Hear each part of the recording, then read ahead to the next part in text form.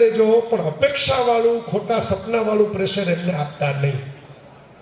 એને આપઘાત કરવાનું મન થાય, એને જિંદગી જીવવા ઝેર જેવી લાગે, ઘરે આવવાનું મન ન થાય, એવું કરતા નહીં. એક ટ્વિટર ઉપર CBSE ના માતાએ વિડીયો મૂક્યો હતો, મને બહુ ગમ્યો હતો.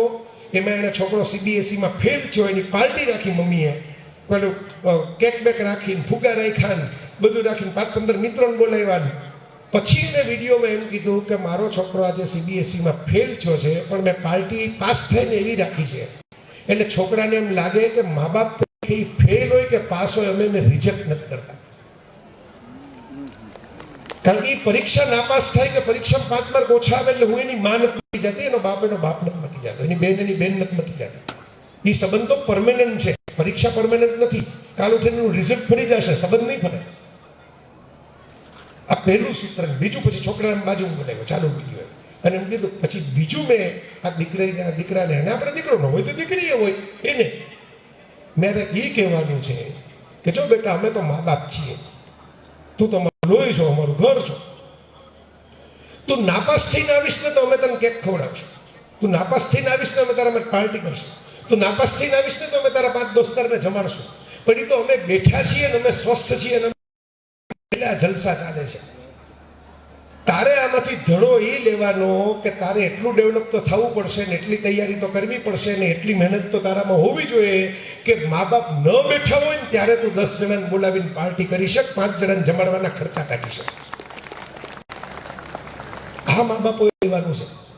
પરીક્ષાનું પ્રેશર નથી દેવાનું, ત્યાં તો હૂફ દેવાની છે, ત્યાં તો થર્મોસમાં ભરીને ચા દેવાની છે, બરાબર. ગમે એમ કરીને કોપી કરજો એવા સંસ્કાર નથી દેવાના.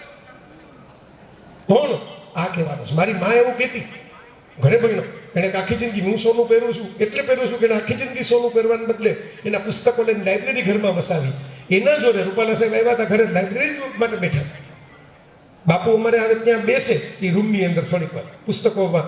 ભાઈશ્રી આવ્યા હતા, બધા સંતોના, માધવપ્રિયદાસજી જે પગલાં થાય તો એ પહેલાં લાઇબ્રેરી જોવે. પેલા એનું દેવકીએ વિડીયો ઉતારી મૂકેલ આપો લાઇબ્રેરી. એક માની મહેનત છે એની પાછળ, હું સોનું નહીં પણ પુસ્તકો ભેગા કરીશ. એક બાપની દ્રષ્ટિ છે એની પાછળ કે હું મારા દીકરા માટે રમકડા લઈ આવીશ, નાના નાની વાર્તાઓ લઈ આવીશ, અને વાર્તાઓ કઈ કઈ કરીશ. તો હું તમને વાર્તાઓ કહું છું આજે.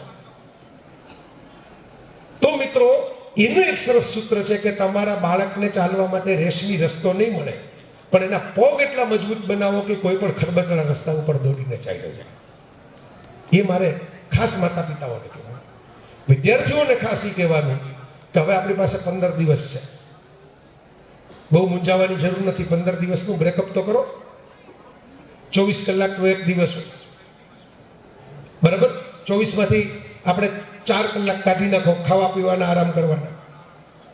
8 કલાક કાઢી નાખો ઊંઘવાના. 8 ને 4 12 કલાક ગયા, બરાબર. હવે જે કલાક વધ્યા એ કેટલા વધ્યા? 12 બીજા વધ્યા.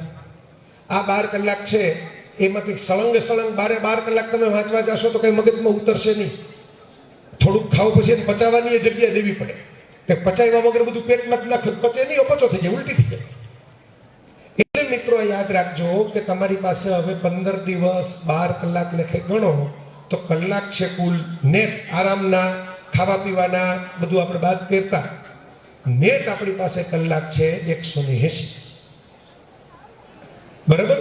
180 કલાક છે. 180 કલાકમાંથી આપણે જો ખાલી 100 કલાક પણ દરેક વિષયમાં બ્રેકઅપ કરીને એમ તમે રાખો કે 10 વિષય તો ભણવાના છે નહીં, 10 વિષયની તો એક્ઝામ છે નહીં, એટલે દરેક વિષયને તમે 15 કલાક એવરેજ આપશો 180માંથી. જો બાકીના તો હું છૂટમાં આપી દઉં છું તમને. કદાચ થોડું ફ્રેશ થવું હોય, મ્યુઝિક સાંભળવું હોય, ડાન્સ કરી લેવું હોય, જે રીતે મિત્રોને મળવા જવું હોય, પણ 15 કલાક દરેક વિષયને આપો અને એની મેં તમને કીધું એમ વ્યવસ્થિત મગજમાં ઉતરે ને મેમરીમાં સ્ટોર થઈ જાય એવી તૈયારી કરો તો એમાંથી ઓપ્શનવાળા સવાલ આવવાના છે. ધોનીની સિસ્ટમ યાદ રાખવાની એક્ઝામ દેતી વખતે કે હંમેશા બોલર અઘરો હોય તો આપણે રન કરવાની માથાકૂટમાં પડવું નહીં, અને બોલર નબળો હોય તો આપણે આગળમાં ન થયા હોય એટલા ખેંચી લેવા. પણ યાદ એ રાખવું કે ફાઇનલ